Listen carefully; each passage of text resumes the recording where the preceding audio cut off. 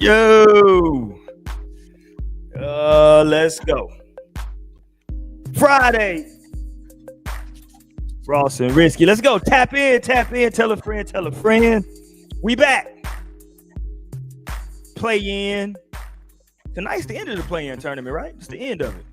Yeah, man. Yeah, a couple teams, no longer in the play-in tournament that you was doubting. But yeah, I think tonight, either way, neither one don't matter. We got Miami and Atlanta, and then I think we got Dallas and Sacramento. Dallas and the YNs. Memphis, Dallas and Memphis. Yeah. How is it? I mean, I know Ja turned the ankle because they did have somebody on the ropes before that ankle got turned. Yeah, let's put it out there. Let's go, man. We're going to get into it tonight. We're going to recap because I know Ross got a lot to say about the Splash Brothers. Ross, I believe, feels some vindication today from the weekend that they had, or a couple days ago, the games that the Splash Brothers had on their respective teams. Also, we're going to talk today. I'm going to let Ross get his ish off today's show. Because we're going to also talk about, are the Lakers in trouble in round one? Because I'm actually starting to think that the Lakers are in trouble. I have a rule in sports, Ross. Whenever every single person in the media is saying, oh, man, they ain't got a chance. Oh, yeah, man, they're going to be it, man. This going to be it. I'm like, that's when I say, oh, okay, hold on. Hold on. And I've heard way too many people now be very dismissive of the Timberwolves. So I actually now believe this is I know Shannon Sharpe is famous for his Lakers in 5. I don't see any way this series ends in 5 games. Unless it's the other way. Oh, no. That's definitely not happening. But it's a minimum 6-game series, though. Minimum. Which means, so you know what's funny? And I'll let you take off, Ross. Here's the funny thing about 6-game series that people don't really realize. When you're the home team, if you're winning a 6-game series, that means you're winning that 6th game on the other team's home floor, which is very difficult to do. Close a team out on the road. Can I give you my are we starting with the Lakers? Let's start with the Lakers. Let's go. So, yeah, y'all go tap into the last episode because my boy did a full 360 turn. Full 180 because 360 would have meant he was back to the left. Full 180, Uno reverse card, whatever you want to call it. Because I called it out here first. If y'all want to go check out them reels, I got a reel of him telling how, pretty much Anthony Edwards pointing out every single person lined up in purple and yellow. Because we're going to say yellow because they don't wear gold no more. It's yellow. Shots fired. There's nobody in purple and yellow that can stand in front of Anthony Edwards at all. And we've seen Ant in the playoffs raises. I saw Ant last year against Phoenix pointing KD, Devin Booker, pointing them out. Hey, old-ass niggas got to come get this. You know what I'm saying? So I just expect the same. I think the Lakers perimeter defense, they don't have a soul who they can put on Ant. In return, obviously they got Luka. We're not gonna try to minimize Luka. Everybody knows I'm a Luka fan, but I don't think it'll be enough with what Ant's determined to do. And that's a bold take. I'm gonna tell you now, I'm taking Minnesota to win both first 2 games in LA. I'm taking Minnesota to win the first 2 games in LA. Yeah. Wow, that is a hot take. Yeah. Okay. So outside. So you're giving me a lot of Anthony Edwards talk, right? Anthony Edwards, and then his length. We know they're the bigger team, and I'm not even talking about Rudy. You got Drew Randall. You got Nas. We got Jaden McDaniels, who's probably having a career year this year, like a great year, who nobody ain't talking about. McDaniels has played great. I think we match up well with them. Though. The young bench, we saw Terrence Shannon get the Lakers 25 and 11 earlier this year. But you don't think like a Rui that a Rui matches up well? I'm not saying he's better than Nas. I'm just saying like you don't think that because Nas they're not going to run their offense through him. So I think we can get away with Rui being on him, and we're good. Right, but I think all year we've kind of not seen the Nas that we expected coming out of last year winning Sixth Man of the Year because of Julius Randle.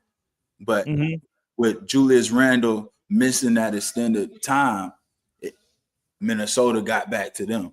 Now you add Julius Randle back in, okay, we can throw a Randle on a LeBron. We can throw a Nas Reed on a LeBron.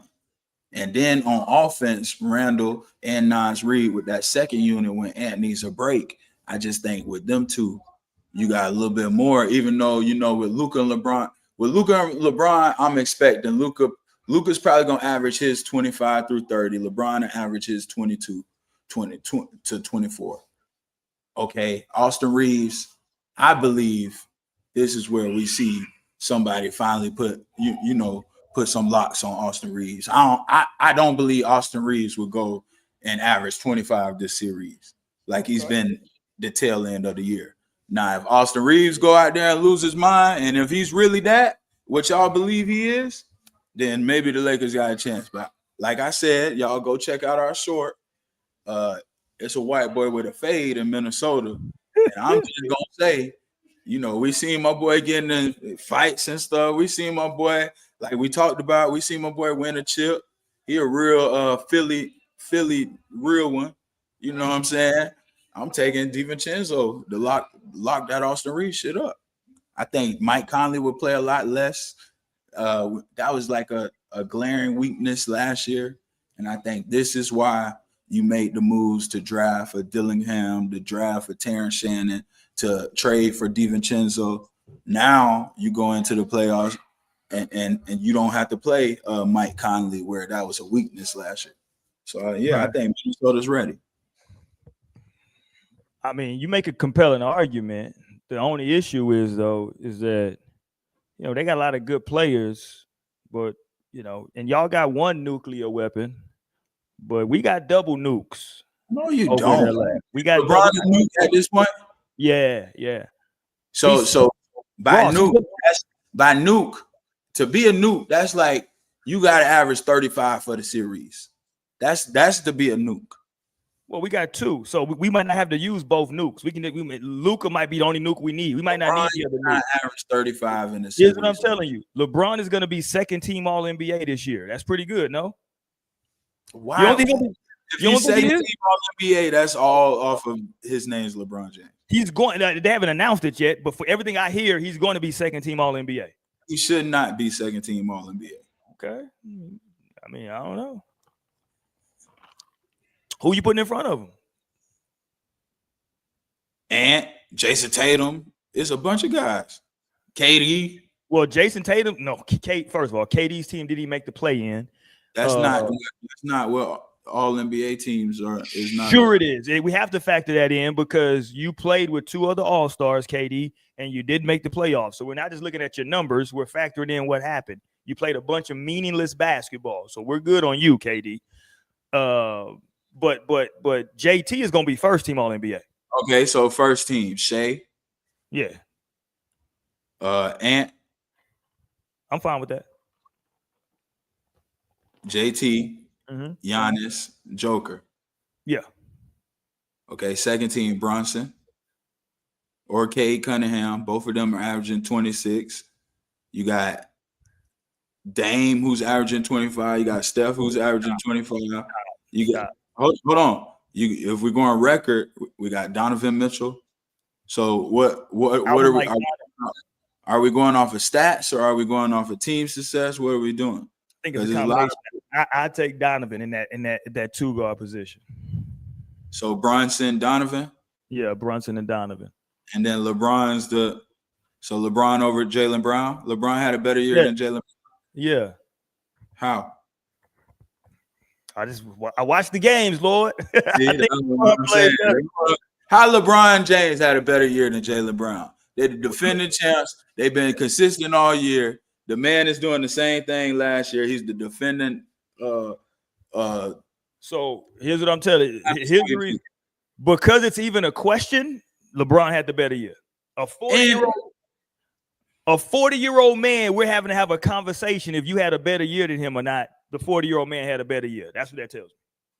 Well, I'm saying we just got to They see both how average. The numbers are going to be similar, ain't they? Like, what did Jaylen Brown average? How many points is he averaging this year? 24, 25?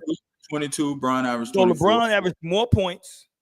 Right, but Jaylen Brown's all NBA, all defensive guy also. So one of the Agreed. best. I agree. So he can. First team ain't all only But they that. gotta. But they have an all defensive team, so he can be on that team in the second team on all defense. He can be on that one. Right, but first team is not only offense. You just told me that. That's why KD ain't on it. No. I said the record. All NBA teams, that's not just the offensive reward. I agree, but you brought up his defense. I'm agreeing with you, but you brought up his defense, and my only retort is, well, put the motherfucker on the all defensive team. I don't want to tell you. He could be on both. He can. Third team all NBA. He can be third team all NBA, and he can be first team all defense. I agree. I mean, I don't disagree with you, Ross. We on the same page. Shout out to Jaylen Brown. You're a bad boy. You did? Shout out to him. You're a hater. Third team all NBA. It's just been a lot. LeBron is gonna be second team all NBA. I'm looking. I could see the argument just with the 24, but if I'm looking 24, at 7 and 7,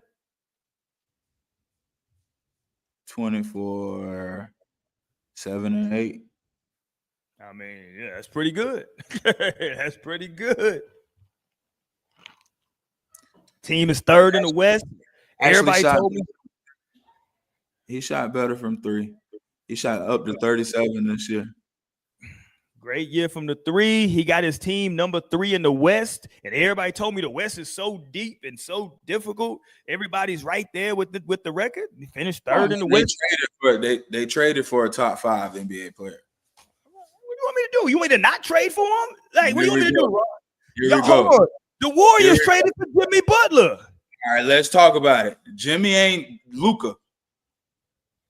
I know that. And let's see who go further in the playoffs. Go talk. Let's see who go further in the playoffs. Because what you told me, hold on. What you told me is he's not clutch. And in the big games, he don't do this. And they never made it out of the play-in. Who you picked over the Warriors? Who did you pick over the Warriors? First of all, you was so mad at you was so much hating on Steph that you picked Memphis and you don't even like Memphis. First of all, we all know, just for the record for everybody, none of the stats in the play-in games even count. So none of this goes towards anything. None of these statistics. So them clutch shots won't be recorded.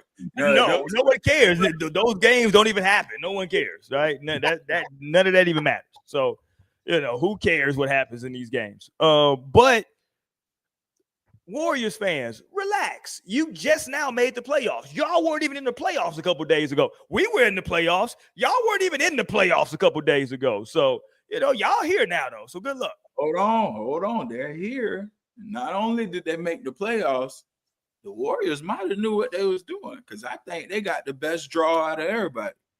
They got to play your boys, your H-Town boys that you're not sold on, that you ain't been sold on all year. So who got? Hold on, though. You do know. I said toward the end of the year, I said, you know what? I've come around on the Rockets. Man, you don't like no H-Town sports. You're the biggest hater of H-Town. No, it's not. I rode hard for my Cougars this year. I thought we were gonna win a national title. We came close. I said that. I said at the beginning of the year, I thought we was gonna win a national title. That's the only Houston team you like. Well, my problem isn't with Houston teams. My problem is with one individual, and he's the most important person probably in the city, and that's the quarterback of the Houston Texans. I don't like his demeanor, and let me say this, have you noticed that this offseason thus far, you haven't – here you go with this. Look, this boy got the glow. Have you noticed that this offseason you haven't seen my quarterback doing a podcast tour this year? Because he rehabbing. That's a good thing. Stay away from the podcast and do what you're doing right now. This is a beautiful thing. So I might be back on board with the Texans next year. Are you a Jalen Green? You believe Jalen Green over Steph Curry? You think Jalen Green could lead them to victory? I know Jalen. Well, here's the thing. Both of them have bad decision making, right? Curry because he married Aisha, and Jalen because he just had a baby by a 40-year-old. So both of them, in terms of their decision making, I'm playing. No disrespect to Gonna Aisha. say that's out of pocket. That is, I wasn't even gonna join in on that one. That was out of pocket. He said Steph because he married Aisha. Boy, my stomach dropped. Yeah, that's canceled. We love Steph Curry. We love Aisha. We love Dre Michelle. Shout out Dre. Hold on. I'm kind of cool on Dre. Dre fan. Hey, I'm these cool niggas on Dre. to let you, do your thing. I'm all for it. Shout out Dre. Dre got the cool on Drea. Dre got the yank. I'm cool on Drea. I'm cool on these 40-year-olds. They wanted me to celebrate what's her name? Bernice the other day. Like, she turned 45 years old. What are we talking about? Who cares? She's 45 and we don't know any talent she has at all. And then the one time we heard her talk for longer than like 2 seconds, she went and told one of the biggest lies in podcast history on the Joe Budden. Yeah, it was one of the biggest lies you've ever heard in your life. When she said it, I was like, I heard it, and I was like, 1,000 a night. I heard it, I was like, hold on, let me go back.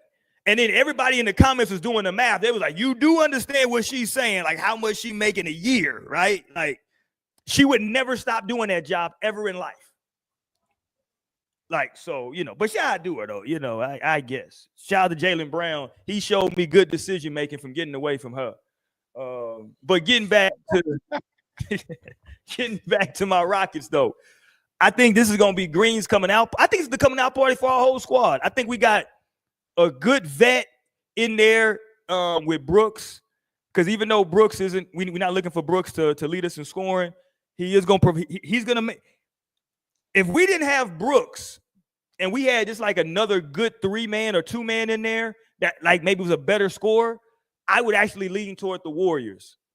But because we have Dylan Brooks, he can kind of offset some of that Draymond, right? He's not going to allow Draymond just to run roughshod against, you know what I'm saying? Like, it's going to be a point where he's going to stand up and like, hold on. You know what I'm saying? Like, kind of how against the Timberwolves, right? When like they're getting into it and you like, okay, well, he's choking out one of the big man. The other big man is Cat, and he's, it's like, who's the tough guy? You know what I'm saying? It's like, so Dylan is going to not allow that to happen. And so I like this Rockets team. I think we got a lot of pieces, a lot of good basketball players. We don't have any playoff experience. So that can be a good thing, and it can be a bad thing, Ross, because you know how they say, we don't know to be nervous. We're just going to go out there and hoop. You know what I'm saying? Although we do got Fred VanVleet, championship starting point guard. But he can be a weak spot too. Shout out to Scottie Pippen Jr.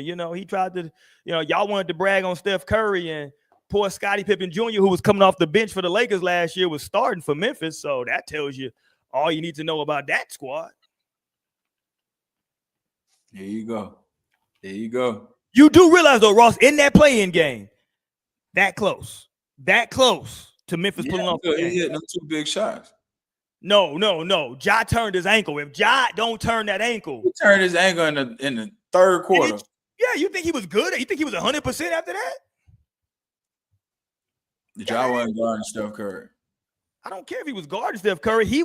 They were down 20-something points and were up at that point.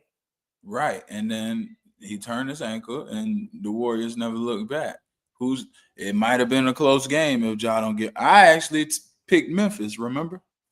But it just happened in the fashion that, So you think that the Warriors are going to go through the playoffs with Jimmy and Steph averaging 40 a game apiece? Because that's what they did in the play-in. I think they win the first round. So how much do Jimmy and Steph, how much do they have to average for them to win the first round? Against Houston, I think Steph averages about 35. How about Jimmy? 25. I don't think that's enough. If you telling me Jimmy and Steph are gonna combine for 60 points, I don't see where the rest of the points come from.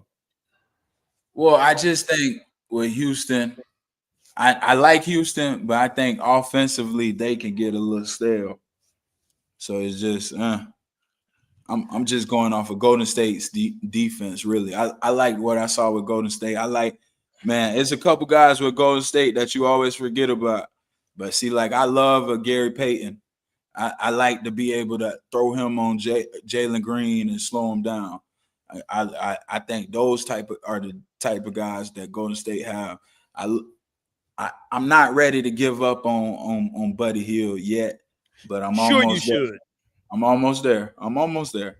A big teeth nigga from OU, give up on that shit. But go ahead. But I like Pod, however you say his name, BP. But I don't even know his name. Bazimski, whatever his name is. I like and him. that wasn't a foul either that he had on that chase down. But go ahead. That was not a foul. That's Scott. Shout out to Scottie Pippen Jr. I just love Scottie Steph. Pippen Sr. would have dunked it, but go ahead. Steph is he's still proving himself to you. But I just love work to do. I love that he solidified himself as the best point guard of. Yeah, man, it's tough. Scottie Pippen Jr., that's tough. Yeah, I guess your Houston Rockets are a great defensive team. So Steph Curry should be locked up because you got the Thompson brothers, like all defensive team. You got Dylan Brooks. You got Jalen Green. You got Fred VanVleet. You got a bunch of guys who play pretty good defense. Ime Udoka, great defensive. Here's what I'm gonna tell you, Ross. I'm gonna tell you and all these Warrior fans. I'm not saying you're a Warrior fan. I'm talking to the Warrior fans. We ain't Sacramento. I'm just gonna put that out there for y'all right now. I feel like people are trying to approach this kind of like the Warriors Sacramento series in the past. We ain't Sacramento, dude. I like that. I like it. And y'all at the crib, so Well, we don't care where we at. Hey, the ball. Go ahead and get the dub. I just want to see. We gonna talk spicy. First of all, we gonna talk spicy. We gonna come to the Bay. You know what I'm saying? And take care of we gonna handle our business wherever we gotta go. The hell y'all talking about? We ain't shit. We ain't about no. Listen, you talk about Anthony Edwards and all these old. They old. All that damn salt and pepper. All that salt and pepper Draymond got in his head and in his beard. It's gonna be a lot of this. I ain't worried about that. It's gonna be a lot of this. I ain't worried about that. Yeah, he gonna put the kid.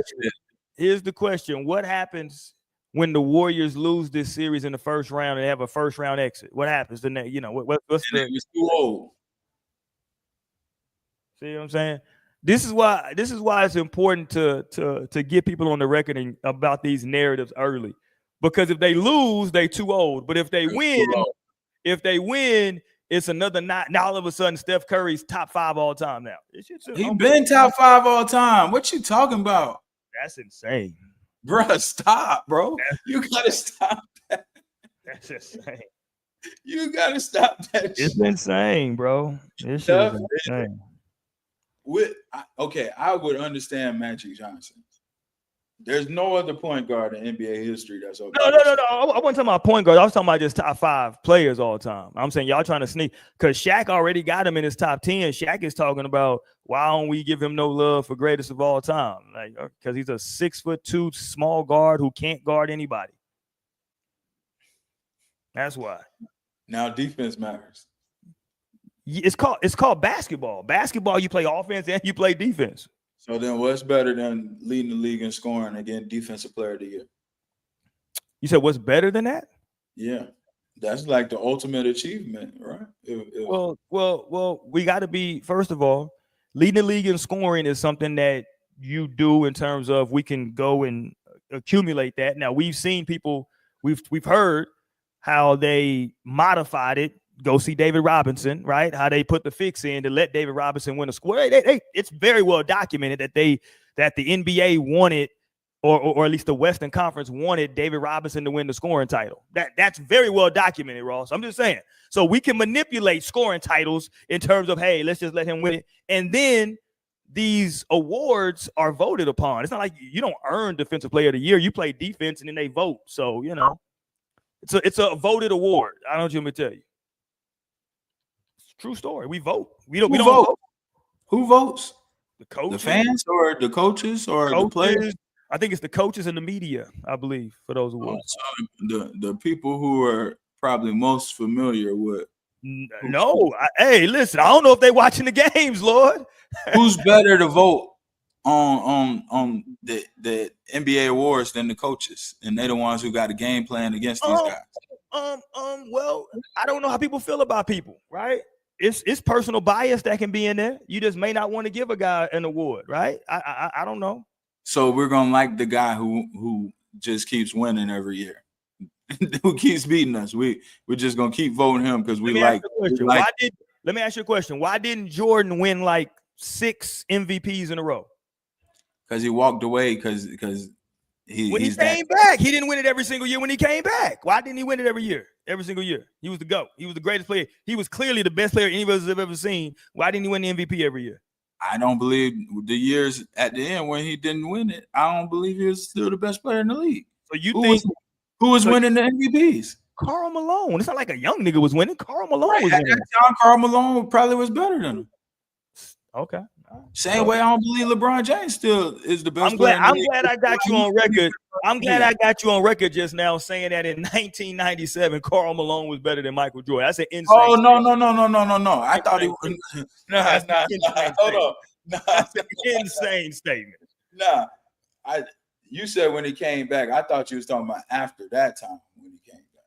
No, I ain't talking about the Wizards years. I'm talking about when he came back to the Bulls. When he came back that time and did another three-peat, he was the best player in the league. Though. Yeah, and he wasn't winning the MVP. That's my point. These are awards that people vote on. So I don't know why they voting the way they voting. Because I could tell you clearly Jordan was better than, but you're going to say, oh, well, Karl Malone had a good year. The numbers were good. They were first in the West, so we're going to give it to Karl Malone. That's all I'm saying. Like, these awards are voted on. That's what I'm saying. So, awards are nice. You know what I mean? First teams and all that. But we all know, like, guys, like, you don't even think that Chris Paul plays that good of defense. But he's like a 12-time all-defensive team guy. But nobody ever, like, he's not that good of a defender. He's not. See what I'm saying? That's my point exact. That's my point. Is that he's on 12 all-defensive teams because he got voted there. Well, because he jumped passing lanes, which is cool. That's called defense, Ross, no? Right. That's the same thing Steph Curry was doing. We never voted him all defense. Get no arguments for me. I'm trying to tell you, it's a voted award. That's my point. I don't know why they don't give it to Steph. Because you jump passing lanes and you get steals, but like you can't play on-ball defense. Then yeah, you saying Chris Paul can't play on-ball defense? Celebrating, like you know what I'm saying? Ain't nobody saying he's a defender. Like. He's taller. He probably got more blocks than Chris Paul. He got just as many steals. But now Chris Paul is all defense. Like, come on, bro. Fuck out of here. I think he was of the players club of the players. For the record, y'all, for the audience, I think Chris Paul is one of the great defensive point guards of all time. Personally. That's what I believe. This is my personal opinion. I think he's one of the great defensive point guards of all time. That's just me personally. Play better defense than Rondo. Different defense. It's different. I think I would probably give, if I had to pick, I think I personally like Rondo's defensive style a little better, but I think both of them are effective at what they do. He played better defense than Derrick Rose? Yeah. He better defender than Hell no. Derrick Rose was in Chicago? He played better defense than Chauncey Billups? Yes. What? Better defender than Phillips. Jason Kidd? I think Jason Kidd is the greatest defensive point guard of all time. So no, I don't think there's ever been a point guard better defensive point guard than John Stockton. Yeah, because he's 6'5". Isaiah Thomas. Isaiah Thomas, but he wasn't a defender like that. See, I look at Isaiah Thomas and a Billups kind of the same way. They were both willing to play defense, but for them. And irony, they both was in Detroit. Look at the teams around them was so good defensively. So it could play D, bro. I'm not saying he didn't play defense. I'm just saying I don't think that he's I wouldn't put him above Jason Kidd, Gary Payton, Stockton, Chris Paul. I wouldn't put him above those guys, but he's a willing defender. Rondo was a better defender than Chris Paul.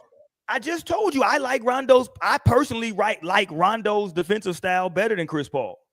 But that's not to say that I don't think Chris Paul can't play defense.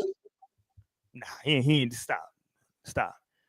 Derek Fisher out here, his best defensive move was playing D. Derek Fisher's best defensive move of all time was stealing his fucking teammate and former player's fucking Bro, wife. you gotta stop throwing shots. This you gotta stop doing that. Yo, I don't know what got into my boy. That's his best defensive play. Shit. Fuck out of here. I mean, he was a willing defender, but I mean, yeah. I mean, Kobe had to go guard Iverson, which is ridiculous. Kobe's 6'6", having to go guard a 6-foot point guard. Hell, they had to bring in Tyronn Lue because Derek Fisher, they knew he had no chance with Iverson. Like, let's go get Lue off the bench because this little nigga got braids like Iverson. Ain't that a bitch? But again, not to say that Derek Fisher didn't play defense. He was a willing defender, but he's had some limitations. But I don't. The coldest defending point guard. So I really rock with Chauncey. But see, you asked me a question. Who would I take? You didn't say, do I think Chauncey's good? Because I do think Chauncey's a good defender. But you're asking me about Chauncey. Who would I take, him or Rondo or him or Chris Paul? I like the other two a little bit better. Now, Chauncey's a bigger point guard, a stronger point guard. I just like those two a little better. Let me know what y'all think in the chat. Am I bugging in the chat? Let me know. Am I bugging? Thinking that names, Roy. What about like the Rod Stricklands and them? Nah. Rod ain't locking up like that. Rod ain't locking up like that. Shout out to Rod, but he ain't playing no defense like that. The only name we haven't.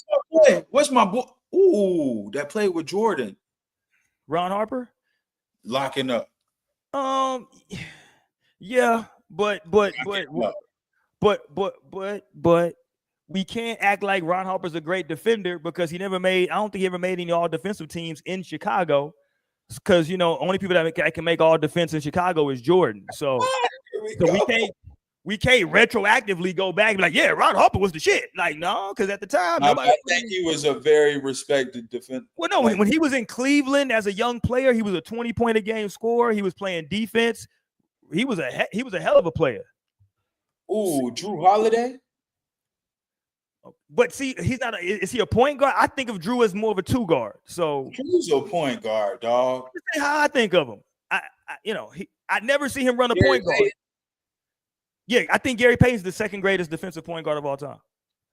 Yeah, bro. Chris Paul way down that list, bro. Stop playing. All right, y'all. I got Jason Kidd. I got Gary Payton. I got John Stockton. You've probably talked me into putting Rondo 4 and then Chris Paul 5. I'm sure somebody I'm probably forgetting. I'm just off the top of my dome right now. I got J Kidd 1. Like, I think J Kidd is the greatest defensive point guard of all time. See, because I'm looking at the list, like Drew Good is a defensive player of the year. But see, if they got him as a point guard, then I'm with him. I just always looked at Drew Holiday as more of a 2. Russ what? Russ who? He was a great defender at the beginning of his career. Ross, stop. I don't want to go in on Russell Westbrook. That's my guy. That's your time. Was a hell of a defender. Mo Cheeks was a hell of a defender. That's your time. Mookie Blaylock.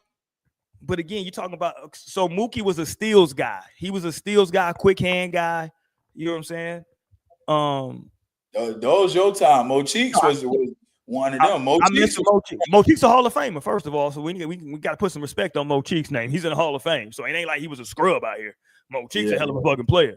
So I ain't shitting no Mo Cheeks. I'm just talking, I don't know if he cracks my top 5. Even John Wall was a great defender at the point guard. I agree. John Wall was a great defender. Steals, blocks. Yeah, John Wall was a great defender. But I ain't putting him up there with those cats, though. All right. He behind Chauncey, too. Pause. Shout out Chris Paul, though. I don't want to just shit on Chris Paul. So Chris Paul got like 12 all defensive teams. Listen, bro. Chris Paul started all 82 games this year. Shout out Chris Paul. But how many minutes was he playing? He's only playing like 24 minutes. Matter, man. And today NBA, that's a participation award is a real thing in today's NBA. Like that's for real. You know what I mean? Shout out Chris Paul a year, whatever. He's playing like 22 minutes a game. I hope you can start, Negro. Zion Williamson is 25. Joel Embiid is 27. But Zion out here chasing these weird looking porn stars. He got to relax. He got to relax. Then he got a stalker. You see this thing? He got some stalker chick, this little weird looking stalker girl. Yeah, this whole shit. Zion, he might need to change the scenery. Let's give a live update. So let's see. Did that first game end? I don't got it up. I know Trey was struggling. It was at the gym today. I don't mess with Trae Young at all. Okay, on any so level. It's an OT. Miami up 6, 120, 114, a minute and 30 left in OT. So they got it together though. Trey must have went on a man. Shout out Tyler Hero though. Tyler Hero in that last game, he came out gunning. Tyler Hero's looking like a legit first option. I mean, he was about Miami. I think Miami, you keep Wiggins. Well, you keep Hero. Maybe you package Wiggins and Bam and build around Hero. Like I'm starting to agree with you. I love Bam. Yeah. I don't know. He might be worth more if you move him. Yeah, I just think because I'm with you. I think Bam, because the price, that's the thing. He's such a good player that the price is going to be too much to keep him. Because he's kind of out of that UD mode from the perspective of he really represents like that quote unquote heat culture. You know what I'm saying? He gonna play the right way. He gonna play hard, play smart. He gonna block shots. He gonna defend. He gonna play offensively. He gonna play the right way. He's not gonna force nothing. But yeah, if you can, like you said, if you can package him and Wiggins, and I don't know who's available, it may not be nothing available. Real talk that you can get back that's comparable outside of, because if they don't want to move on for like a Giannis or I don't know who else is out there. I mean, I think Zion with a fresh coat of paint might still have some mileage, but Miami might be the place he needs to be at, because we know one thing in Miami, his ass gonna be in shape. I know that, or he won't get in the game.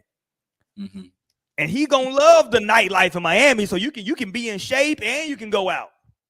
I don't know. That boy love them porn stars too much. I don't know, man. Miami might not be the best place. I don't know. But he gonna get in shape though. We he gonna get in shape. But Pat Riley ain't having that shit. You better show up in shape. I mean, I'm with you. I saw a trade. I want to say it was Nick Wright that proposed this trade. I don't know if you saw this. It was not a trade, but it's kind of like a 3-team change of scenery scenario, and it was interesting. He named the 3-point guards, Ball in Charlotte, Ja in Memphis, and then Trae Young in Atlanta. If all 3 of those guys swap cities, right? Like it's a trade between the 3 of those. And so you send Ball to Atlanta, you send Trae Young to Memphis, and you send Ja to Charlotte. Now you're putting, well, here's what you're doing now. In Memphis, you get Trae Young, who's a more consistent 3-point shooter, doesn't play the defense, but you got defensive guys around him.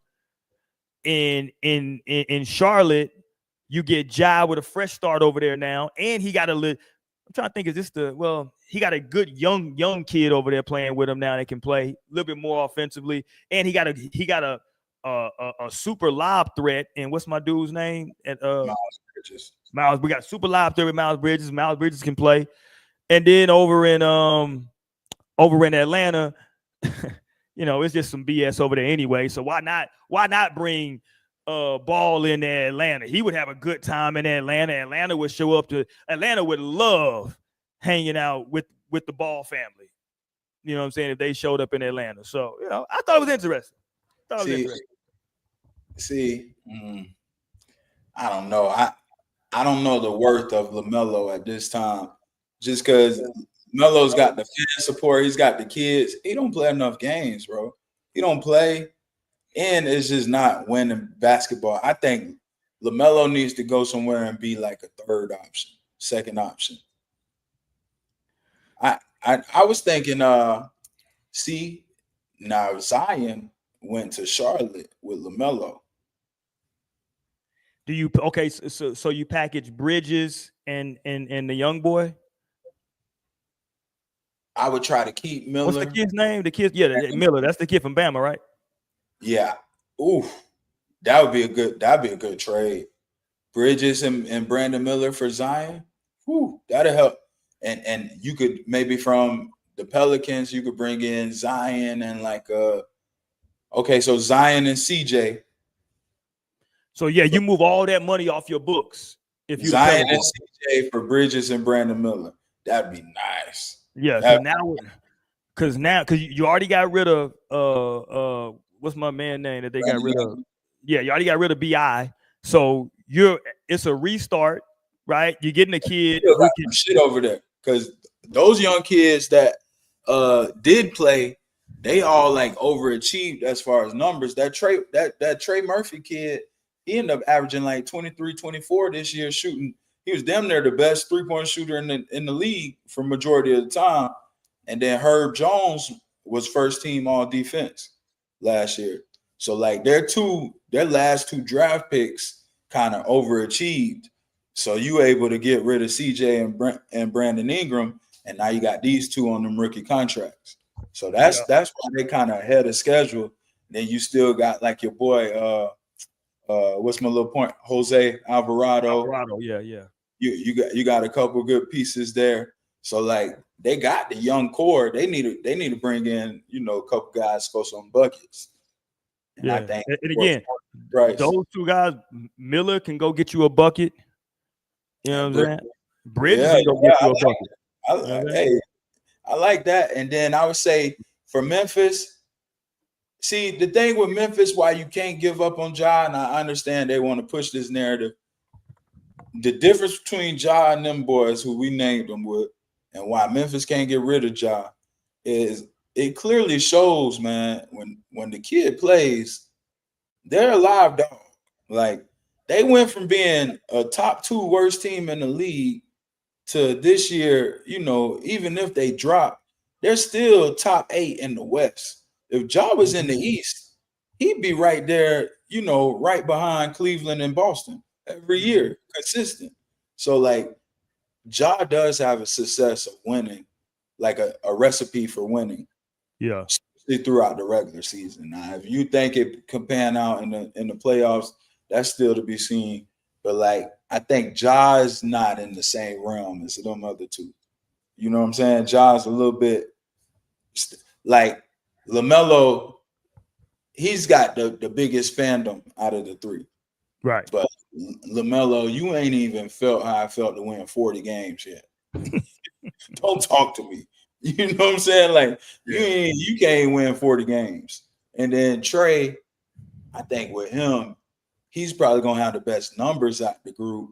But with Trey, it's like you're so little that like we saw with the last game, and like we see today, like your numbers become almost like unimpactful because on defense you just can't give us nothing. Yeah. I mean, and typically with Trey, even though like the end results are, 28, 29 points a game and 8, 9, 10 assists a game and all that, what nobody actually looks at is 1, the shooting percentage, and then 2, the turnovers. So yeah, Right. you got 10, 11 assists a game, but you also got like 6 turnovers, right? And then you got 29 points, but you're shooting a bad percentage from 3 and from 2. So it's like, and not to mention whoever you guarded scored. Yeah, You it's gonna score easy. Yeah, so it's their fourth scoring option scored 25 because they tried to just throw you on them. And now you got you know what I'm saying, a guy who shouldn't even be scoring 25 because Trey Young's going. And again, to his defense, I'm not saying he should be a great defender. Like, to go back to a name I mentioned earlier, Iverson. Iverson wasn't a great defender on ball, but what he did do was disrupt the game from jumping in the passing lane, doing that, because that's what he could. That's how he can impact the game defensively. So I am going to lead the league in steals or be top 2, top 3 in steals every single year, because that's how I'm able to affect the game, right? So that's what we need you to do, is just to be a threat. But come playoff time, it just becomes difficult because teams are going to slow the game down, and they're gonna find you, right? Right now, Davion Mitchell, 16. Like that's a 16 that they don't normally get. They got tonight because Trae Young got to play. And that's what, and not to hate on Steph, but when LeBron, in that 3-1 comeback, every single time down the court, it was who is Curry guarding? We're going pick and roll with that. If y'all just gonna switch every time, because in this new NBA, we have this weird thing where we feel like we just gotta switch everything for some dumb reason. So if y'all gonna switch, if y'all just gonna, it's not even like a need. You don't even need to switch. It's just off like it'll be a big and get screened by a smaller man, and he'll just concede the screen and just switch. And it's like, bro, you shouldn't even switch on that. You can run through that. He can't even screen you. Right. It's just like an automatic. We just automatic switch. But I guess now is like really, and when you're watching the game up close and being able to sit pretty close, I see it. It's so precise and they're so big that I guess if you really tried to run through, you would just get called for that foul because they're gonna fall, and then it's, you know what I'm saying? No, but you don't gotta run through though. Just play. Listen, for what did we did this year is the 76th, 77th year of NBA basketball. For like 70 years in NBA basketball, there was this great concept that we had that if somebody sets a screen, whoever's man is setting the screen, either you jump, right, and you make the ball handler dribble out, you hedge, right, like you do until this man can get back. The other guys drop into coverage, help and recover. And then I know the argument is, well, everybody shoots the three so well. Do they? Do they? Yeah. Do they? Right? Yeah. My question is, one is, do they? And then number two, the ball handler, does he really want to do? Look, if that's LeBron, how many times does he really want to, or if it's Luka, how many times do they really want to kick that shit to Hachimura in the corner? Mm-hmm. With somebody closing out with a hand up? Mm-hmm. Like, do they really want to kick that shit to what's my dude name that came to Vanderbilt? No, right? Like I know that Michael Porter Jr. can shoot, right? So I'm with you. Maybe he's not the guy we come off of like too heavy, but like not everybody is shooting 40% from three. We got to stop that. You know what I'm saying? Like this, like if we're playing against the Milwaukee Bucks. Am I really scared if Dame is gonna swing it over to Kyle Kuzma? Okay, so I was trying to explain this, and it's crazy because we've been kind of like through Steph Curry. This is another reason why we gotta love Steph Curry, is we're kind of like hypnotized to this 40% like mark. Right. And I was trying to explain to somebody, okay, like 40% is cool. But when you go 4 for 10, that's different than when you shoot. I only shot 8 shots. I only shot 6 shots, and I went 2 for 6. Right. Like if we had 10 possessions, and you made 4 threes out of them 10, and you walked away with 12 points in 10 possessions, that's not good basketball. Right. So even though you were shooting 40%, it's like that 40% is different. Like for a guy like Trae Young, right, where if you're shooting 14 threes, and you make 5 of them, yeah, your percentages technically might not be terrible, but you cost us 14 possessions. Yeah. You know what I'm saying? Whereas you can shoot 60% around the rim. Right. You know what I mean? So it's just like, and then not to mention when you're just shooting threes, you're not getting fouled. So like, it's funny, like you was saying that 40%. Like I've been trying to explain that to some of the kids. It's like, okay, I feel you 40%, but the more you shoot, that percentage got to be better and better. And then the other part of it is not only are you not being aggressive and getting fouls, but one of the first things I was taught in basketball is long shots mean long rebounds. Exactly. So it's a long shot, it's a long rebound. The other team's off to the races. You know what I'm saying? So it's a long rebound. We get it and we gone. Well, and I had to break it down like that. Like, okay, if you had 10 possessions and you only walked away with 12 points, that's a fail.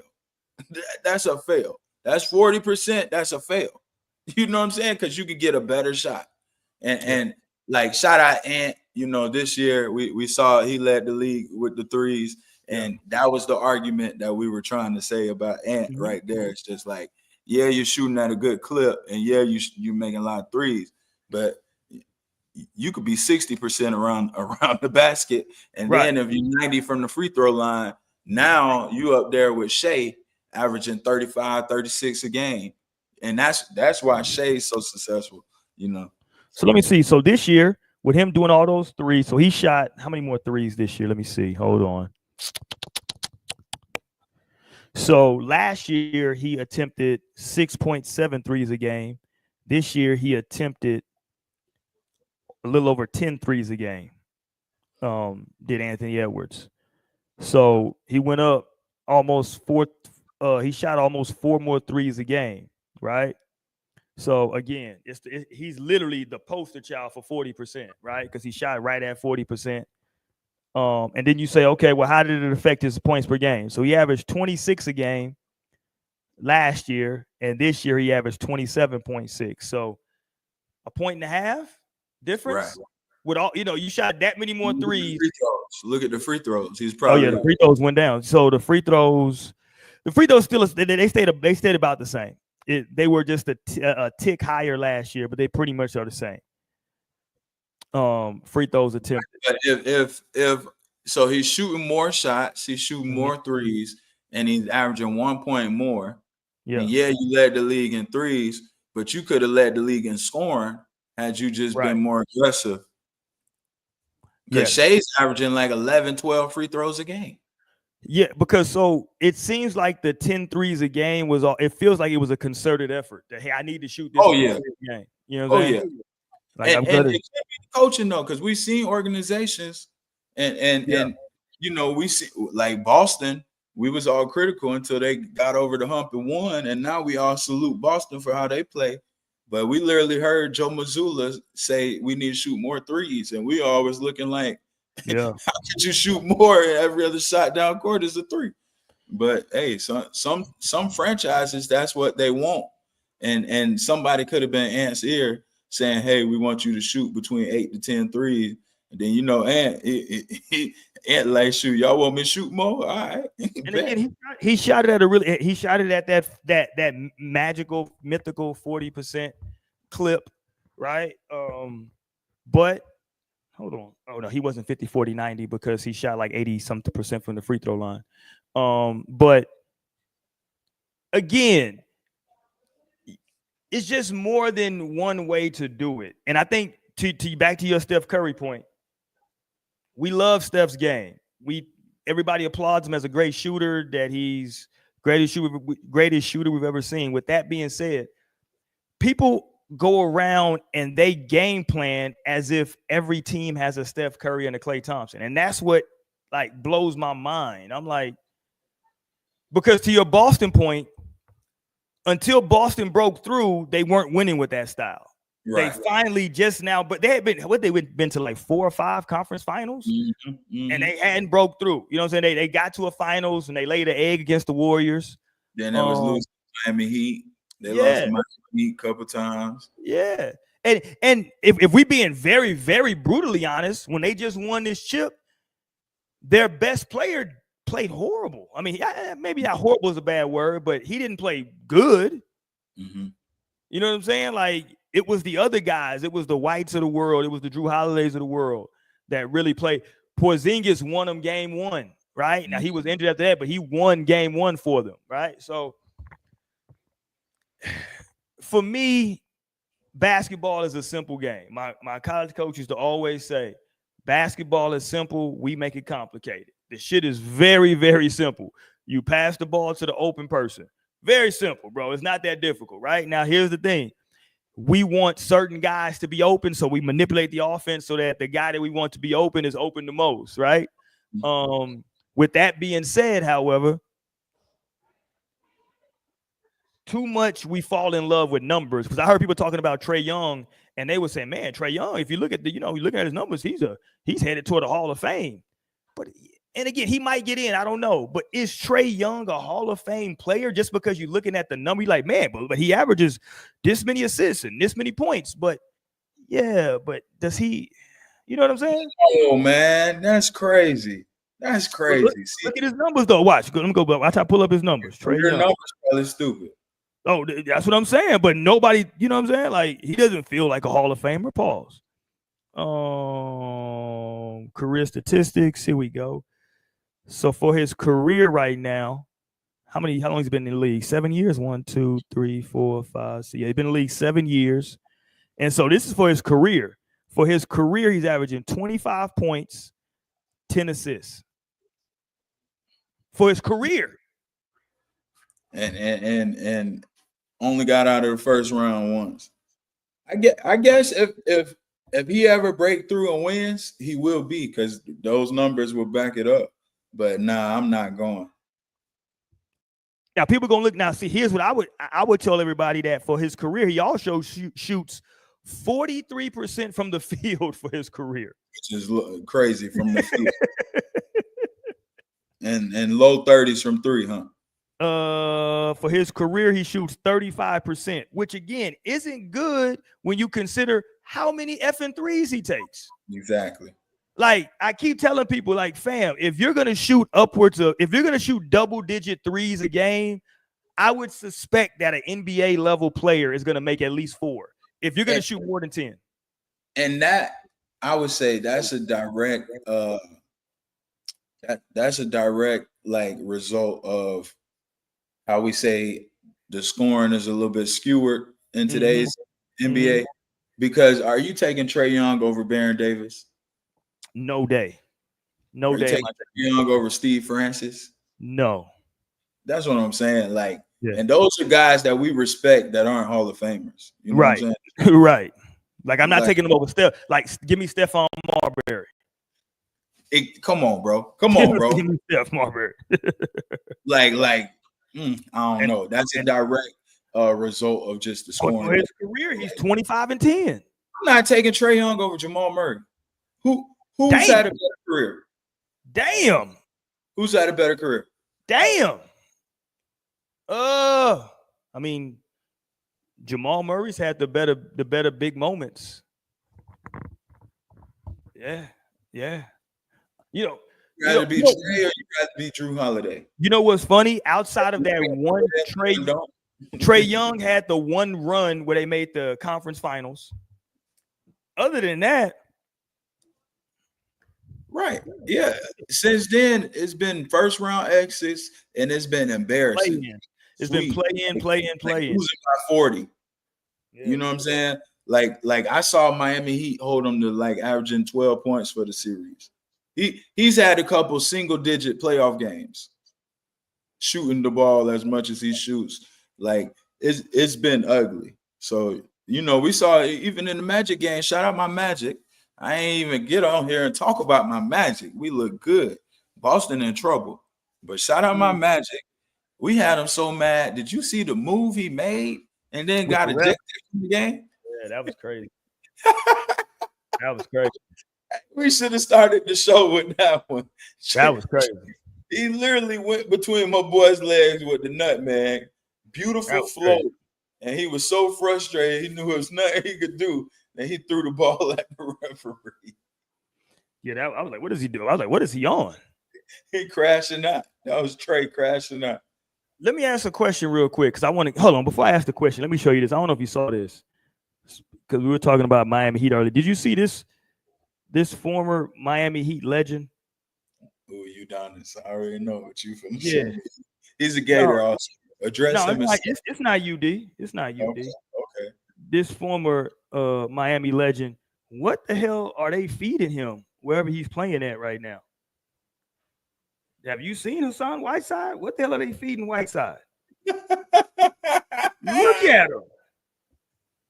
Look at him. Oh, he in PR. He in Puerto Rico. Look how huge this motherfucker is. Pause.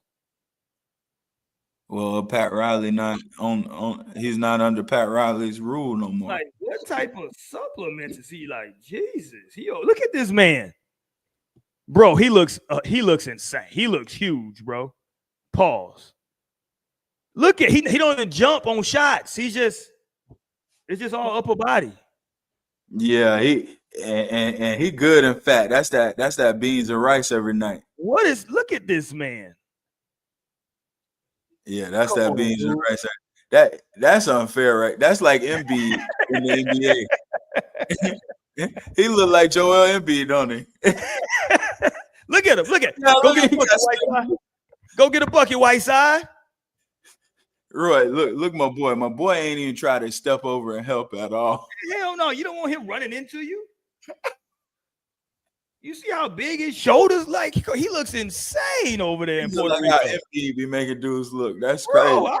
I seen. I was like, what is Whiteside taking? What type of supplements are they allowing over there in that league? Nah, that's them beans and rice. You know about that. He got them Puerto Rican Them girls over there plantains. cooking. That's Them them Puerto Rican. plantains. He got a whole goddamn mansion full of Puerto Rican girls over there. In Puerto Rico, they don't do the refried beans. They do the black beans. That's them black beans. That's them plantains. That's that good yuca. You know what I mean? That good yuca, little pork, little grilled pork. Yeah, I already know about that. I done been over there. Yeah, Yeah. yeah. I saw it. I was like, They give him the whole pig. He getting the whole pig. I said, yo, what the hell is Whiteside on over here, bro? What the fuck is going on? Niggas been struggling so long in Miami. Whiteside over there eating pork again. Bruh, this motherfucker looks insane. I said, Jesus. Whiteside over there eating all the good funnel cakes. Man, shout out to Whiteside. Hopefully, I don't know what that bag doing for him over there, but he made a lot of money in the NBA though. Whiteside did. Yeah. Miami extended them early. Whiteside was kind of low key Gobert before Gobert. Couple defensive player of the years. Yeah, yeah, he was like, they were like, oh, we got to pay him. I was like, for what? What the hell is he doing for y'all to pay him? Well, if you remember, he was one of those guys. I think he probably was the first. You remember Miami went on that long run where they was just finding crazy gems in the draft. But he was undrafted, so he ended up getting extended earlier. Whereas, like after that first year when he came in, we got to extend him. Right. Whereas, like Austin Reeves with y'all, you know those right. When you like undrafted is a gift and a curse, because if you ball that first year, then you re-up quick. So then he re-upped, and then he got I think an extension, and then he just fell off. He fell off quick though, if you remember. Oh, his fall off was super fast. Yeah, it was immediate. Okay, he was hanging out with DJ Khaled too much, man.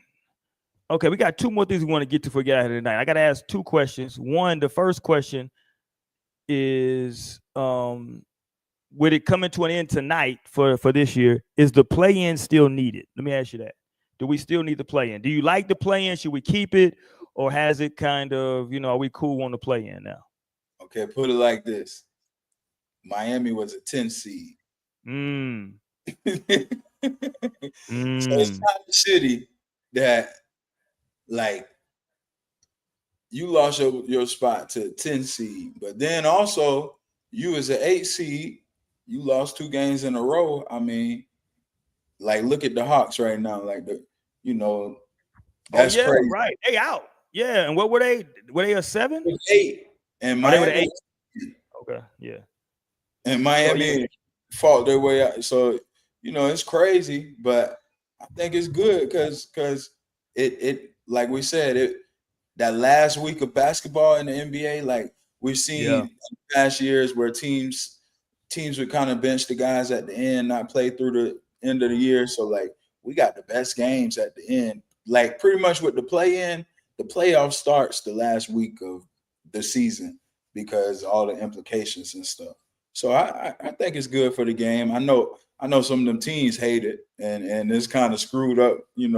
Some of them teams, it is kind of messed up. Like, damn, we fought, we're top 8, and now like this team. Because the crazy thing in the East is like you could have been 10 games under 500 and be top 10. And like, can I give you a tweak to it? Let me give you a tweak to the play-in. I don't know. I haven't heard anybody say this. So if somebody says you got that from such and such, I promise you I didn't hear it. How about if we tweak it to this? the play-in becomes, and this would make, I think this solves a bunch of problems. I think this solves your player sitting out low management problem. I think this solves your games don't matter at the end of the year, like you were talking about problem. It kind of keeps that in play. How about the top 4 in each conference? They keep their seeding. They're the top 4 teams. 5, 6, 7, and 8 now become the play-in. Y'all play for 4, 5, right? So like y'all now play for that seeding. Y'all have a chance to improve. You have a chance 4, 5. I'm sorry. I said 4, 5. 5, 6, 7, and 8. You have a chance to improve your. Obviously, the bottom seed have a chance to improve your seeding. So you can go just like the play-in, right? The 4, 5. Well, I guess it wouldn't make sense for 4, 5 to play, but maybe we tweak it to where 4 plays this one, that one plays that, just to change it to where only the top 8. Because the thing I don't like is in the NBA, 16 teams already make the playoffs, which is the majority of the more than half of the goddamn league makes the playoffs. And now we're extending it to technically 20 teams have an opportunity to make the playoffs, right? With the play-in. It's like, something about that is like, okay, no, you got to win some games throughout the year, but maybe we change it to where 5, 6, 7, 8, we do something to where it's to keep the seeding or to improve on the seeding. We do a 5 versus 7 and a 6 versus 8 to try to improve on your seeding or to win. I'm just saying, just something to change that up, because now you want to be top 4. You don't want to be 5, 6, or 5, 6, 7, 8. I kind of like that because I think 10 is like you saying. Yeah, 10 is OD, bro. The fact that you could be 10, which is like bottom 5 in your conference, and still have a chance. And like Miami, like, yeah, that's a bit much. Right. I like what you're saying. I like that. So maybe I was thinking maybe like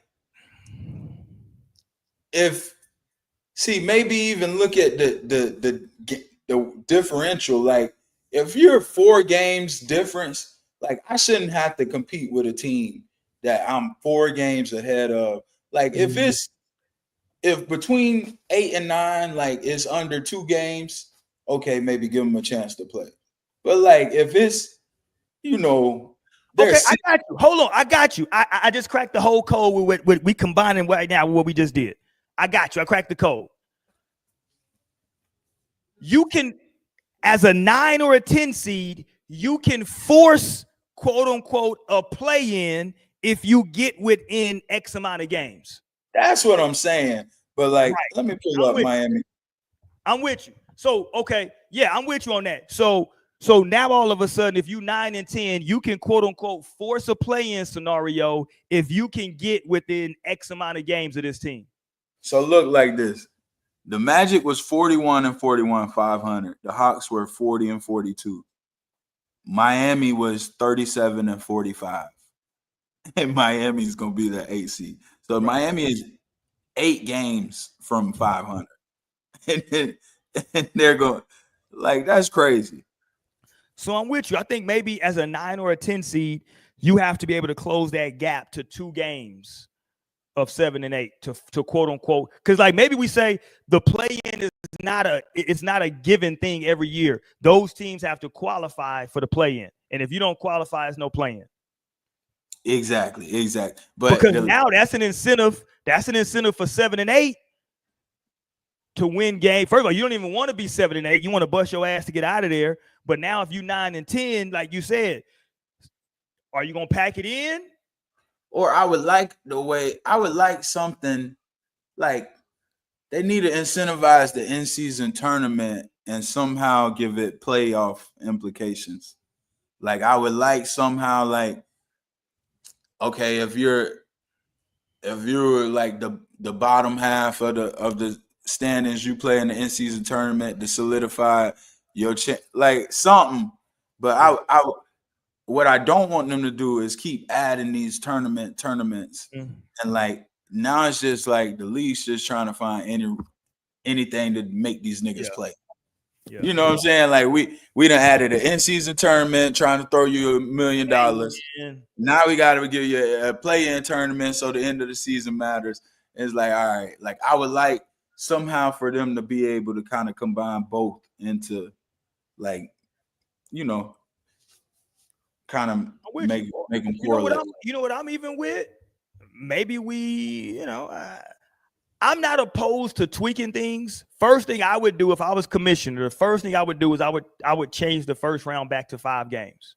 I would take it back to old school when it was 5-game series, because we don't need to see, if I'm a top seed and I got championship aspirations, I don't need to keep beating the same team over and over again. 3 games, because look, 3 games, I think if I'm Cleveland, if I'm Boston in the East, if I'm OKC and Houston in the West, 3 games is all I need to show you I'm better than you, right? And also, if you're an underdog, if you are the Warriors as a 7 seed and you only got to win 3 games against these young boys, you're like, shit, you know, we can't BS at all. We got to come straight in and get game 1, right? Because this is a quick turnaround series. It's 2 there, 2 at our crib, and we coming back here for game 5. That's it. So I would like to see the first round go back to 5 games, because typically we can get out of there in 3. Let's move on. And then I would actually, just to stay in the playoffs, I would probably go back to the 2-3-2 format in the finals. I might also go to that in the conference finals as well, because people always complain about the travel, right? So now we're taking 3-2. I like that. Yeah, we're taking the travel off the table, right? 2-3-2. That's it. Right? So, you know, people, it's hard to win 3 games at home. Now that would if you're the home team, you like the other version better though. But if I'm the home team, man, I really like having 2 home games in my back pocket for 6 and 7. You got to make it there though. Well, hey, win them first 2. But now you going back home down 3-2. At least with this one, you know, I guess it's better at least you get 2 at the end. Yeah. Only reason I'm saying that is because people always try to complain about in the finals the travel, right? Because if let's say the Knicks and the Lakers are in the finals now, you're literally traveling across country at the end now, right? That tide could change quick though. Think about that Golden State Cleveland, and if Cleveland would have got 3 in a row in Cleveland, now you go from being from being down 3-0 to 2-0. The reason I like it though is because I think both teams made the finals, right? I get it that one team has a better record, so they have home court advantage. But goddamn it, we made the finals too. We don't get nothing. We don't get nothing, right? Like we won our conference. Well, we don't get nothing. 3 in a row. At least let me get 3 in the middle, right? Let me get these 3 in a row at the crib, right? Because now, like you said, even if you lose those first 2, you coming home. You know you're coming home for 3. Whew, that's changing right there. Because now we get 2 to end at home. If you just lost 3 in a row, you mentally like shook. You know what I'm saying? That's what I'm saying. Like the change in mindset and momentum is crazy when we go from, we know these first 2 is at the crib. We got to protect home court because we know we got to go to Miami for 3 in a row. So we got to win these first 2. And Miami is thinking, if we can just get 1 over there, right? They got to come to Miami for 3. We can close their ass out at the crib, right? Ooh. And we all know it's hard. First of all, it's hard to win 3 games in a row, period, right? And I think the longer that you're in a place, I think it's hard to win 3 games in a row at home like that, under that, because like now you win a game and now what you do? You at the crib, everybody's high-fiving you, the media's talking to you, you feeling high, you win the next game, you win the second game, the media's talk. It's just, I think I don't think we ever saw anybody win all 3 games at home when that format was there, because it's very tough to do. But I was going to ask you, when did they change that? I want to say like the early 2000s they changed it, or late 90s. When the Lakers won early 2000s, that's how it was? I think it was back to the 2-2-1-1-1. Oh, okay. So Let's like Lakers, Sacramento. Let's be accurate. We can be accurate. Hold on. When did NBA change playoff form? Yeah, 2, 3. Let me see when they did that. Okay, so the NBA switched. Okay, so they changed to it in 1985. So in all those finals with like the Lakers and the Celtics in the mid, and then the Pistons in the late 80s, 2-3-2s. They switched back, and 2-3 format was in effect from 1985 until 2014. I didn't realize it was that long. 2014. Yeah. So they went back 2-3-2. That's what it says here. The 2-3-2 format was in effect from 85 until 2014. I don't think that's right though. I don't think that's right on here.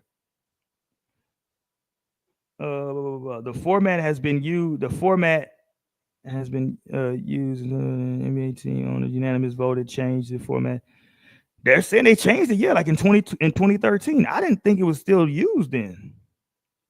Huh. So I'm just gonna look up 2012 and see where the games was, how it was. Yeah, pull up that, because that doesn't sound right, but was it? Let's see. For like the Heat, yeah, with the Heatles and all that. Let's see. Eastern Conference Finals. Let's see how it went. So like Miami, Boston, okay, 2012. Let's see. So Miami had the first two. The conference finals, I think it was still 2-2-1-1, and I think it was just the championship. I think that was finals. Okay, let's see. Yeah. Okay, C hosted the first two, and Miami had 3 in a row at home. Yep. And they closed their bitch ass out. Yeah. They closed their bitch ass out at the crib. So yeah, OKC won game 1, Miami won game 2 in OKC, and then they won the next 3 in a row at home. And that was 2012. Yep. So yeah, you're right. Yeah, so I like that. That's a game changer right there. It is. It is, because I think we made the finals too, right? So our advantage is if we can steal one of them first games, we got a chance to end this shit. And your advantage is if you need it, those last 2 games you got at the crib. But you got to get one at our crib though. You got to get one in order to send it back to your spot. So yeah, even with Miami, San Antonio, that what was that, 2013? So Miami had the first 2 games, and then San Antonio had 3 in a row, and Miami had those last 2. So yeah. Yeah. So that's what I'm saying. So I want us to go back to that format personally. That's just me. I want to go back to that because I think that gives the other side an advantage versus now I think the whole advantage is for the team that has the better record. And I get it. You fought all year for the better record, but I think what that gives you is those 2 home games in your back pocket. And it at the crib. At the crib. Yeah, you got 6 and 7 at the crib, right? So all right, but we'll close. Let's close out on this though, because I got to interject. Even though across the screen we talking about the Lakers, we really didn't talk about GOAT James enough tonight. So I want to bring a little bit of controversy with GOAT James. I don't know if you saw this. Somebody that I defend all the time, Isaiah Thomas, had some critiques for LeBron. Did you see this? What did he say? Okay, so LeBron, this was before the game.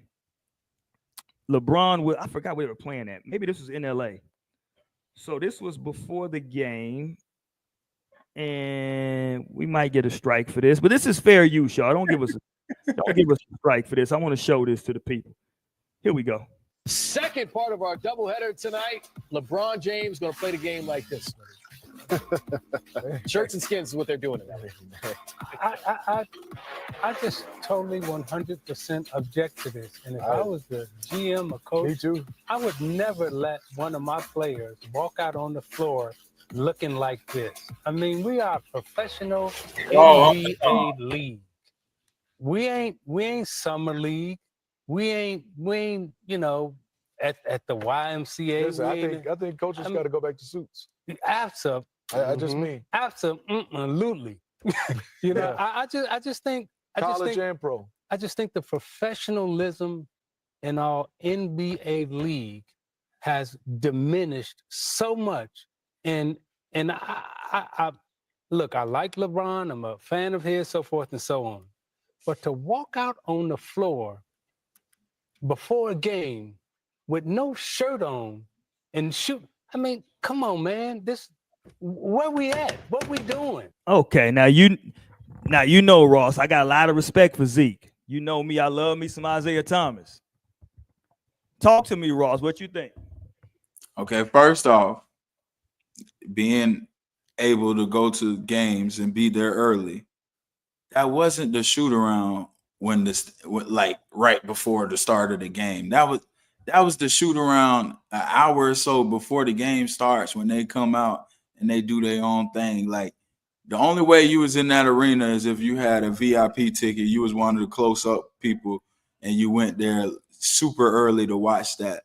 That's not the on TV NBA pregame on TNT, like when everybody's dressed in their full uniform. Like that was a little that's the older guys hating. That's what that is. That's the older guys hating. That gave me a little Uncle Thomas. That was when what my boy Phil Jackson, what he referred to LeBron posse. Yeah, his posse. You know what I'm saying? That gave me one of those type of feelings, and I hate that it had to be Isaiah Thomas, but he's been a hater for he's one of those vets where he's been a little questionable in a lot of his past endeavors, and he's a little shiesty. He give me hater low key. And it's giving hater. You feel me? As they would say, it's giving hater. And y'all know, man, I promise you, man, y'all have no idea how much respect and reverence I have for Isaiah Thomas. I think Isaiah Thomas is the single most overlooked and disrespected great player in any team sport in America. I think he's more overlooked and disrespected as a great player than anybody.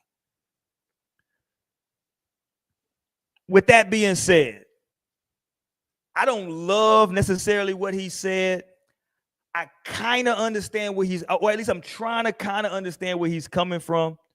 He's from that old school where, like, when you walk onto we're not at our practice facility, right? If you want to do it at the practice facility, fine. I think what he's saying is when you're walking onto one of our professional courts, right, that there should be some type of a code to when you're walking on our professional courts, that at least you have on shooting shirt, team sweats, team tearaway pants, whatever it is. At least you have that on, team, shorts, whatever it is, right? I think that's what he's saying. I do agree with you, though. The way it kind of comes off when he's saying it, damn it. Yeah. I'm not gonna go full Uncle Tom like you. I'm not gonna go there because I love Zeke too much to go there. That's why Steph Curry is the best point guard alive. Oh, damn. Steph Curry would never. You do know Steph Curry and LeBron were born in the same hospital, right? Interesting. Anyway, but yeah, I didn't love that from Isaiah Thomas, though. I ain't gonna lie, I didn't love that. So hold on, let me ask you though. So you don't even understand? Like, I do kind of understand what he's trying to say. I just disagree with it because I'm with you. I recognize that this was like so far. This is probably 3-4 hours before tip off. Right, that's him in a personal workout. He probably just got to the arena. Day of the game. Exactly. Yeah. That's like he's about to go and change and put on all this Lakers shit and do all that. That's him really going above and beyond, getting his own individual workout in before the game, getting extra shots up, as you would say. So now you're gonna tell me, even when I get my own extra shot, like this ain't pregame shoot around. This ain't like a team walkthrough. This is LeBron James getting his shots up because the arena's open and it's the day of a game, and I want to go get a feel for that court. Like, what? You know what though? Like, it shouldn't even be cameras. Why are you even showing that on TV? Now, I agree with that. I think that's on the NBA because why would the NBA even be filming that? And Isaiah Thomas is a player, you know. Like, he knows that. That's what I'm saying. That's but with that being said, though, with that being said, that's why them ex-players. That's why these young guys be looking at them ex-players like that. Because you as a player, you know, I'm out here on my own hours before the game doing my own. Hold on, no, Ross. You're always in the back snorting cocaine 3 hours before. You and Gilbert Arenas got to stop that. Not everybody was snorting coke. Yes, you and Gilbert pushing that narrative. Stop with that cocaine. We had a good time in the 70s and 80s, though. We had a good time. But y'all were freebasing in the back. Come on, bro. Isaiah Thomas, you played with Dennis Rodman, bro. Hey, whoa. Dennis wasn't like that in Detroit. He got like that when he got with your man Mike. John Sally tell a lot of crazy ass stories. He played with John Sally. He was the big white dude, Bill Lambier, Mark Aguirre. He played with Rick Mahorn, a bunch of guys. Bad boy. A bunch of guys who go and tell them stories. They was wild. Yeah, but okay. To his point about professionalism, though, right? It's got to be something. What he know about professionalism, Roy? He's been unprofessional his whole career. Who? Zeke? Yes. Zeke's been a constant professional. Stop. He was the coach that when they had the brawl, he walked away when Jordan them won. He's been unprofessional. He don't know about professionalism. That's why he ain't associated with no franchise. That's why he don't work for the Pistons no more. Because he works for the NBA. That's why Dumars is the guy over there, and I don't think Dumars even there no more. Is he still there? I don't think he's there no more. Dumars works for the NBA now. Yeah, he works for the NBA. Well, what's Zeke doing? Working for the NBA. He works at the NBA Network. You know what he finna get? You know what job he finna get? He finna get a job over there in Phoenix because that new Phoenix owner fucks with Zeke. And shout out to that new Phoenix owner. He went at Stephen A. Zeke got the reputation of being a snake. From who? That's because you know why I like Zeke. This is probably why I mess with Zeke. Because Jordan don't like him. You know the two people that like him. You know the two people that had a problem. My enemy is a friend of mine. That's what you believe. You all 48 laws of power. Look at you. My man Zeke wasn't afraid to go at Jordan when everybody else was scared to say so. He's like, hey man. And then Zeke had a falling out with his best friend Magic Johnson. He had a falling out with him. Like Zeke really with the shit. He a snake. Nah, he just with the shits. You all the enemy of my enemy is a friend of mine. 100% though. The enemy of my enemy is definitely my friend. That's 100% true. For sure. That's the realest shit. All right, we up out here for the night, man. Y'all tap in with us, man. We got them shorts coming for y'all tomorrow, man. Y'all make sure, well, maybe not tomorrow, but they're on the way, goddamn it. Y'all make sure y'all stay tapped in. That's what I want everybody to do, man. Homework for the chat. Go ahead and tap in the comments. Okay. I really want to hear from all different, age groups, because I think it might be an age thing. Is it we age thing? Isaiah Thomas? Is it Steph Curry or Isaiah Thomas, chat? Tap in and let us know who the real truth teller. Because I believe he's lying, y'all. I believe he's lying. We gotta have a conversation, because if somehow if lightning strikes, if the basketball gods say it's so, if the Warriors get past Houston, we gotta have a conversation about what happens if Steph Curry wins his 5th ring. That's got to be a conversation. Then he might be in that GOAT talk that like Shaq was saying.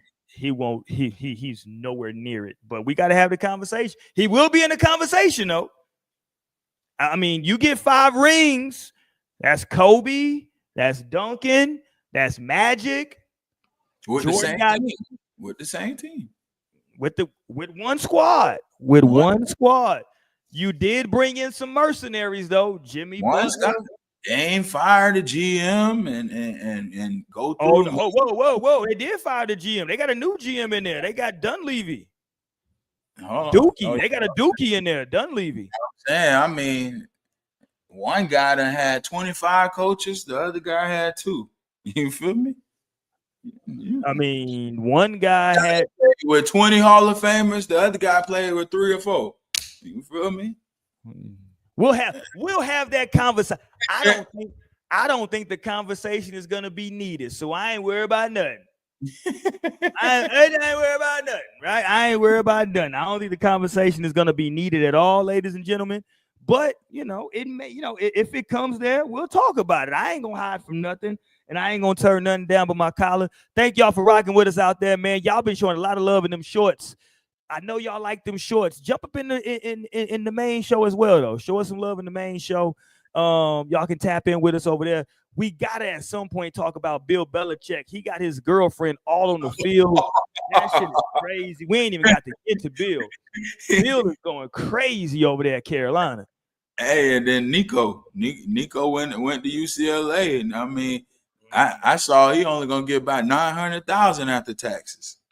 Well, I would hope that there's another play because he's in LA. Maybe he had to check in. I don't know. He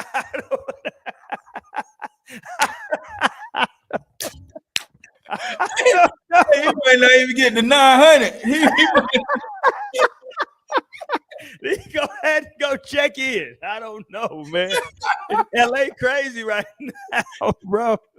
Hey, you better watch your mouth. You better watch your mouth. I got to go check in tomorrow. Literally, I'm coming to LA tomorrow.